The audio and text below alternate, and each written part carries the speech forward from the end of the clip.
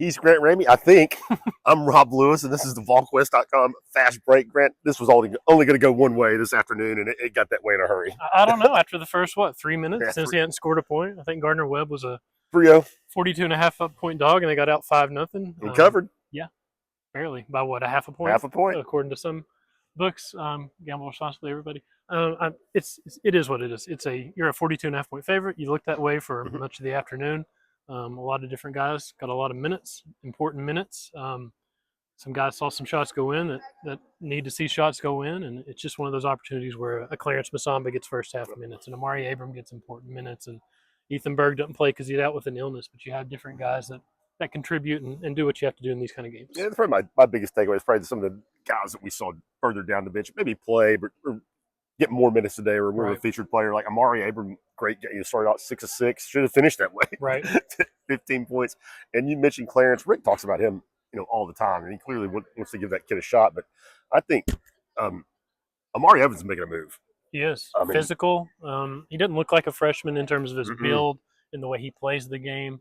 Just does a lot of different things well. He's got a foul problem a lot of times against good competition. I think he fouled out in 7 minutes against Louisville. So, that's not great, but it's also just kind of the role he plays as a freshman. He's a guy that you can put out there, and he can afford fouls, and he can play that way. I think he's established himself as somebody that's going to help, and just how much. And I think, today, Berg was out, and Rick was playing everybody. But one thing I thought was interesting, Troy Henderson and Jacoby played together for, some long stretches. Which, I don't know if Rick is going to trust Troy enough to do that. But if you can take Jacoby off the ball, that's an interesting little wrinkle. And it's one of those guys that a couple shots went down that you need to see shots go down. And it is what it is in this kind of game. But he's a good shooter. He's one of the better shooters on this roster.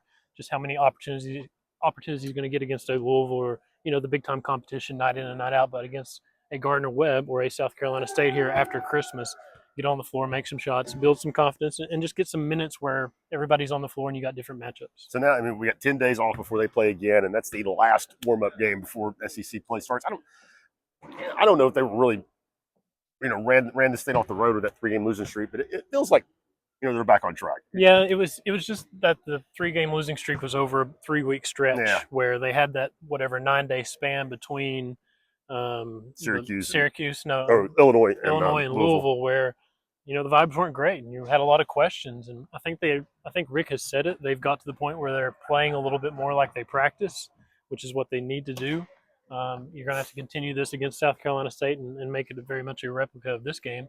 And then you go to Arkansas and start on the road in the SEC. It's going to be tough. One more tune-up left. I think Coach feels pretty good about what they got done this week. And if things go well this season, Grant, I think we're going to look back at that 9-day stretch after the Illinois game, and I think that's going to be a turning point. I think we talked about in Nashville after that Illinois game, you're going to get to March, and this season's either going to go the way it was going at that stretch, or it's going to change, and they're going to be something completely different a few months from now. So they're taking those necessary steps forward.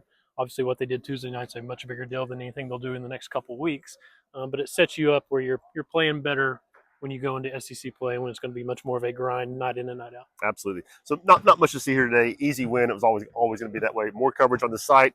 He's Father Christmas. I'm Rob Lewis. This has been the Volquest.com Fast Break.